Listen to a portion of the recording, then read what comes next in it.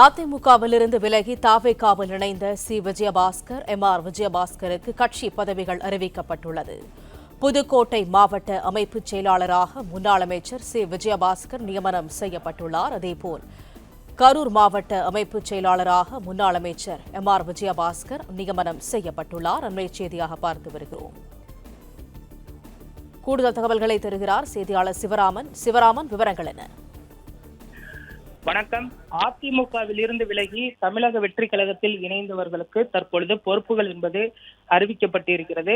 தமிழக வெற்றி கழகத்தின் தலைவரும் முதல்வருமான விஜய் அவர்கள் இதற்கான அறிவிப்பினை தற்பொழுது வெளியிட்டிருக்கிறார்.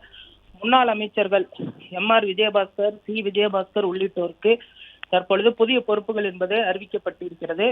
சி. விஜயபாஸ்கர் அவர்கள் முன்னாள் அமைச்சராக இருந்தவர். அவருக்கு தற்பொழுது புதுக்கோட்டை மாவட்ட அமைப்பு செயலாளர் என்ற பொறுப்பு அளிக்கப்பட்டிருக்கிறது. புதுக்கோட்டை மாவட்டத்தை பொறுத்தவரை அங்கு பர்வேஸ் அவர்கள் மாவட்ட செயலாளராக இருக்கக்கூடிய நிலையில் அங்கு புதிதாக இணைந்தவர்களுக்கும் பொறுப்பு வழங்கப்பட வேண்டும் என்ற கோணத்தில் தற்பொழுது விஜயபாஸ்கர் அவர்களுக்கு அமைப்பு செயலாளர் என்ற பொறுப்பு அளிக்கப்பட்டிருக்கிறது. அதே போன்று எம்.ஆர். விஜயபாஸ்கர் அவர்களுக்கு தற்பொழுது கரூர் மாவட்ட அமைப்பு செயலாளர் பொறுப்பும், அதே போன்று இசக்கி சுப்பையா முன்னாள் அமைச்சர் அவர்களுக்கு தென்காசி மாவட்ட அமைப்பு செயலாளர் பொறுப்பும் வழங்கப்பட்டிருக்கிறது. அதே போன்று அதிமுகவில் இருந்த சட்டமன்ற உறுப்பினர்களை ராஜினாமா செய்துவிட்டு தற்பொழுது தாவேகாவில் இணைந்த நிர்வாகிகளுக்கும் பொறுப்பு அறிவிக்கப்பட்டிருக்கிறது.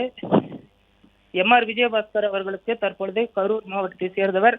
அவருக்கு துணை பொதுச் செயலாளர் பொறுப்பும் வழங்கப்பட்டிருக்கிறது. அதே போன்று மரகதம் குமரவேல் அவர்கள் மதுராந்தகம், அவருக்கு துணை பொதுச் செயலாளர் பொறுப்பு.